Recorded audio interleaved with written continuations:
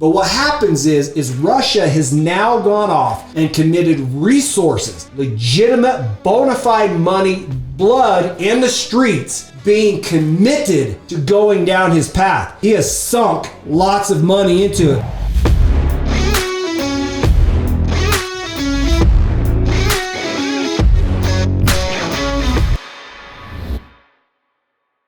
All right, today we're going to do another Rags to Riches Secrets.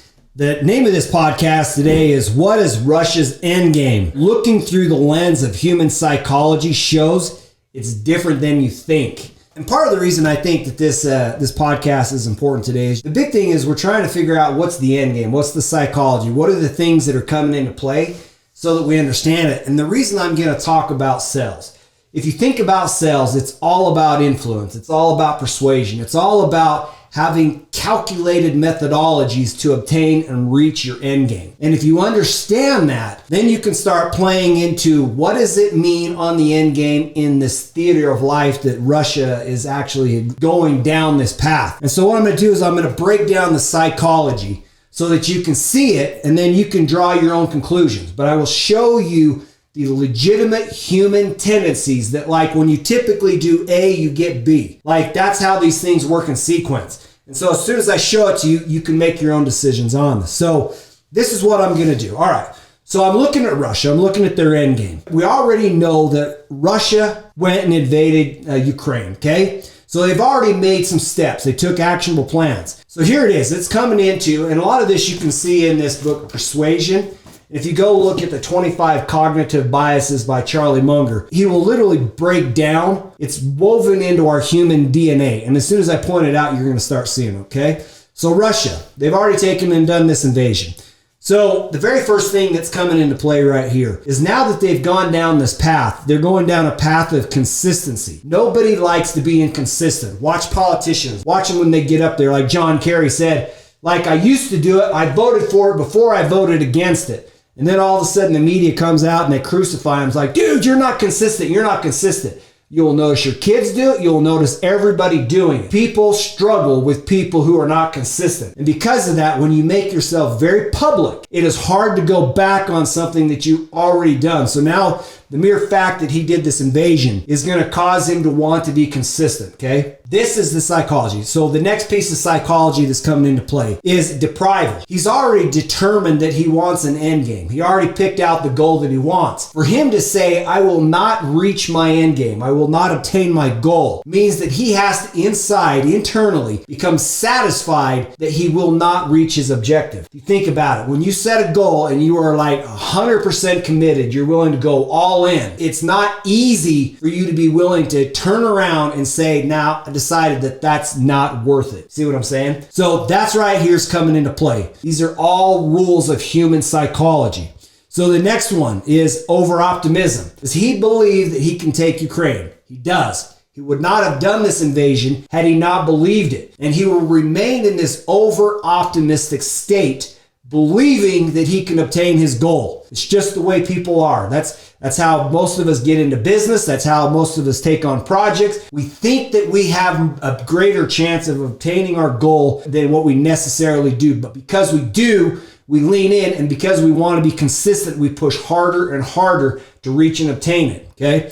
So there it is right there, over-optimism. The next rule that comes into play is commitment. It is hard to shake free from when you've made a public commitment. Why do you think they'll say, hey, take and make and declare your goals to the world? Hey, take and do this so that everybody knows. That way people come to you like, hey man, you didn't do what you said you were going to do. But what happens is Russia has now gone off and committed resources, legitimate, bona fide money, blood in the streets, being committed to going down his path. He has sunk lots of money into it. And because that's taken place, he is like, it is hard. Businesses die all the time. Like Kodak was very, very happy with their printing business, even though they invented the digital camera.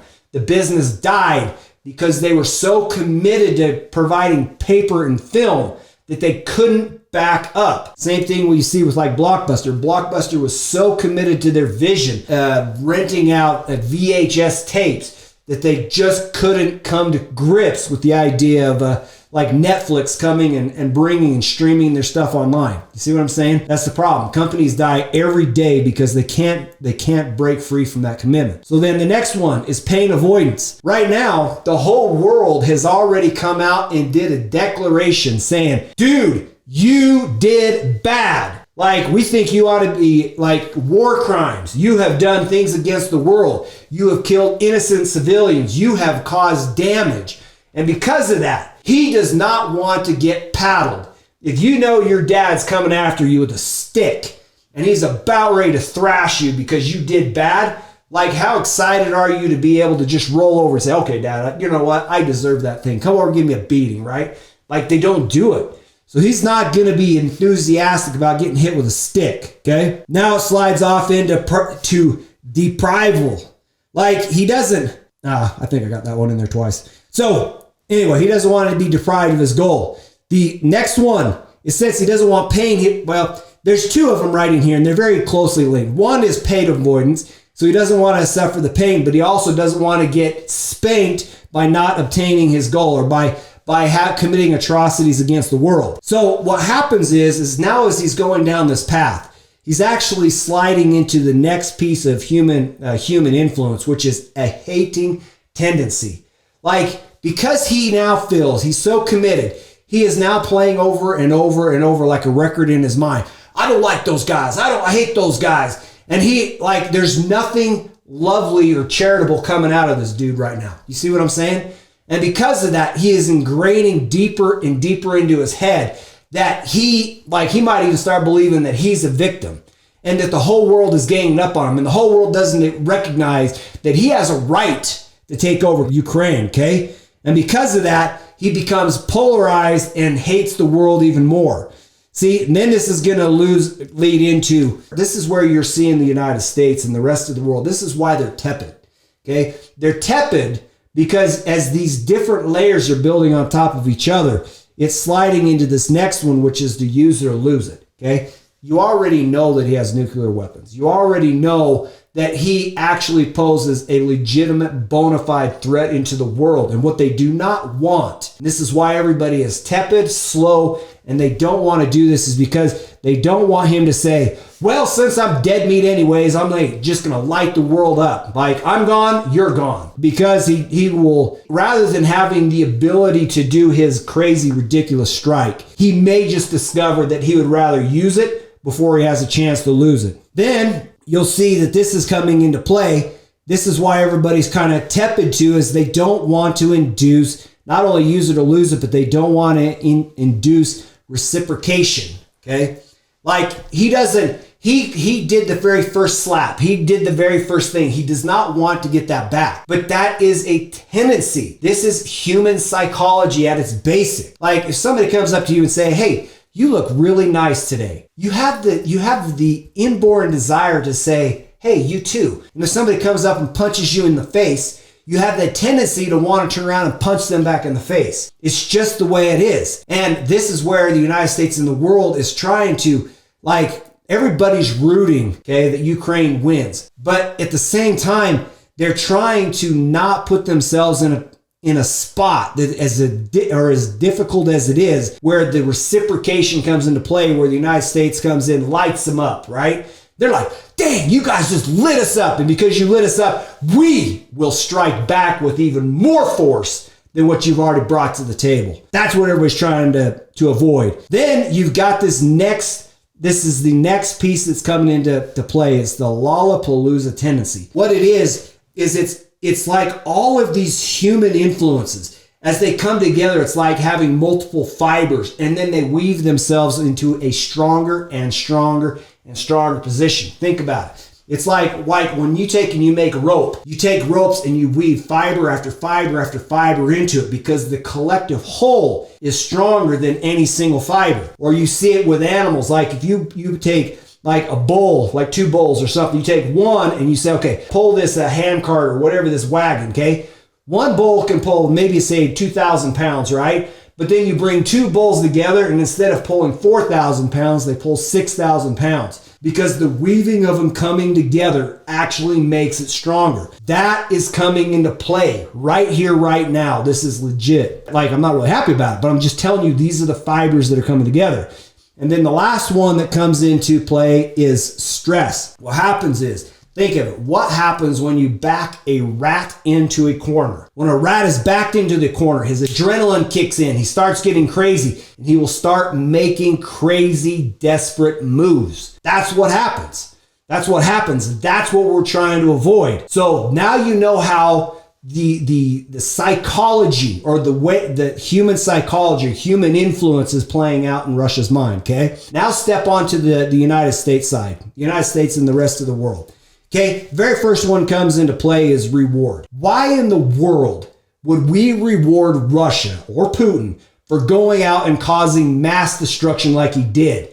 It does not make sense. You do not reward such bad behavior. And because of that, that goes into the next psychological weapon is Keynesian fairness. Because if we were to reward Putin for his very, very bad behavior, like, it goes against our moral fiber. Like, how often do you see somebody get a pay raise? Maybe you don't. You're like, dude, that's not fair, right? And then you could become very disgruntled. Or you see things that happen in the world and you're like, that's not fair. Now, we understand the world's not fair, but it doesn't change the fact that you do not feel it's fair. In fact, if the United States said, okay, Russia, you know what? That's okay. You could do that. That would mean other countries in the world could pull off some manslaughter and do all kinds of stuff like genocide, and everybody would be okay with it. Well, they're not. Okay. It's like, it comes into fairness. And because of that, it comes into the third psychology that's playing in our minds, which is consistency. It is in our nature to be consistent with the intentions of being fair and not rewarding people when they should have been punished. You see what I'm saying? These things are coming together. So then number 4, or the next one's coming into play. Number 4 is reciprocation. As they become more aggressive, as they start pursuing more, there's a tipping point where we're probably, us and other allies are going to start reciprocating. So one of the things that we're doing right now, we're doing sanctions again. Like, we have already declared war on them. Economically, we've gone in and caused havoc on the stock market by not allowing things to be like, their businesses can't trade. Like, they're getting cut off from their banking. They're getting cut off from their assets. They're getting cut off. Like, if it's not inside that country, on the whole, is getting cut off. Their entire economy is getting wrecked. See what I'm saying? So now you got an economy that goes into depression, that's wrecked, and now they're going to have a hard time backing out of that. So you've got this reciprocation. We're doing it, and like, as it escalates, we might become more and more reciprocating in the sense that we go after it. So the next piece that comes into play is social proof. Okay, like, for us and the rest of the world, it's hard to say that the United States would be okay showing, like, Russia, that's okay. We're fine with that, because that would be the wrong message to send to the world. Now you might say, Mike, I don't agree with that. We ought to just table all this stuff of human psychology. And I'll just say, like, you could say table it, but it doesn't change the fact that it's woven into your DNA, and it's the way you function, and it's the way you believe, and it's coming to pass, and you're watching it. Okay. So number 6, authority. Like, you take United States, like, United States is considered the leader of the world. Okay. Like, if you're a parent, like, and you have the authority, and you have a child that's misbehaving, like, are you going to stand there like a pussy and not be able to work with your child, right? The child doesn't lead the parent. The parent is supposed to work with the child and help him, okay? And so there's this level of authority that comes into place. And so, like, I've seen it at corporate America. I've seen, like, a boss comes out with a very stupid plan, pushes it out to everybody. And then I've seen people say, dude, I don't like that. I object. Like, I worked at a place called Raytheon. This vice president pushed out a software and said, this is how we're going to book flights from now on. Well, it actually didn't help. It actually made it so that the secretary struggled more. And I watched my secretary friend send an email back and says, this is actually terrible. Because the dude was so committed to his outcome, he, like, instead of actually taking the constructive criticism and then figuring out how to improve the software, and saying, hey, thank you, I appreciate the feedback. Why don't you come here and let's talk about what's not right? Dude, he sent HR over to her and hit her with a stick, okay? Like, he didn't like that. And that's what happens when you take and you go up against somebody who believes that they actually have the authority to do this thing. Okay, that's coming into play. The next element is psychological. It's reason. Like, why would it be reasonable for the United States and the rest of the world to be satisfied with what is taking place in Russia and Ukraine? Logically, it makes no sense. Logically, you know it's not fair. And because you see all of that, what happens is it comes into the mind, the Lollapalooza effect. So you've got Russia with their culminating fibers being brought together, their rope getting thicker and thicker and stronger the more committed they get going down their path, and us and the rest of the world becoming more and more committed as we go down that path. And so now the question is, what happens? What's the tipping point? What's the breaking point? So here's number 2. Think about this and consider this. This is a game of chess. Now, what do you know about the game of chess? I use chess because it is very, very applicable. Everybody's doing strategic moves to figure out how to maneuver the board, okay? But here's what we know about the game of chess, okay? The system is rigged to keep the king alive. The king is the very last person to fall. It is rigged to keep the king alive, and the game does not end until the king is dead. You've got Putin over here committed. And what the United States and the rest of the world is they're hoping that on the inside, somebody will assassinate that guy and that the entire infrastructure inside Russia falls apart. Okay? That's the game. That's what's being played out. Because until one of those kings dies, probably going to just stay going. Putin is too consistent. He's got too many elements of human psychology working against him. He's not going to wake up tomorrow and say, dude, I'm a saint. I should have not done that. He's not going to come out and do the apology because we would still have to go in and try him for war crimes. Okay. So now he's backed into a corner. And so that's how it plays out. It's the game of chess. And so here's my question for you. Okay. This is what all of this culminates into. Since you now can see human psychology, you can now see how things are coming into play, how things are playing out. You now understand the game of chess, how this game is rigged, okay? So the third question is, are you prepared? That's the question. Are you prepared? Like, I look at the stock market doesn't think that this thing is going to be an issue, okay?